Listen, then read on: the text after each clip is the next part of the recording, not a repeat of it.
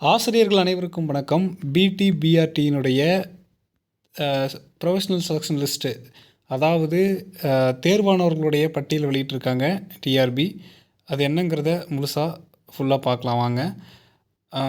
அதாவது அனைத்து துறைகளிலுமே இந்த லிஸ்ட் அப்படிங்கிறது வெளியிட்டிருக்காங்க. English, maths, physics, chemistry, botany, zoology, geography, அந்த 7 டிபார்ட்மெண்ட்டுக்கு வெளியிட்டிருக்காங்க. மற்ற டிபார்ட்மெண்ட்டுக்கு ஆல்ரெடி வெளியிட்டாங்க, உங்களுக்கு தெரியும்.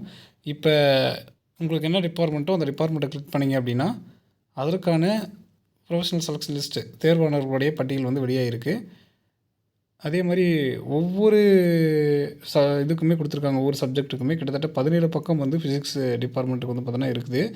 ஸோ அவங்களோட பேர் என்ன டேட் ஆஃப் பர்த்து, என்ன ஜென்ரு, என்ன கம்யூனிட்டி, அவங்களோட ஸ்டேட்டஸ் என்ன டிபார்ட்மெண்ட்டு, சிவி அட்டன் பண்ணியிருக்காங்களா, இது மாதிரியான எல்லா கம்ப்ளீட் டேட்டாவும் கொடுத்துருக்காங்க. ஸோ நீங்கள் உங்கள் டிபார்ட்மெண்ட் என்னவோ அதை நீங்கள் செக் பண்ணிக்கோங்க. உங்கள் பேர் இருக்கா அப்படிங்கிறதையும் மெயினாக பார்த்துக்கோங்க, சரிங்களா? ஸோ உங்களோட பேர் இருந்துச்சுன்னா உங்களுக்கு அவ்வளோதான், சந்தோஷமான செய்தி. உங்கள் பேர் இருந்தது அப்படின்னா செக் பண்ணிக்கோங்க இருக்கா அப்படின்னு சொல்லிவிட்டு.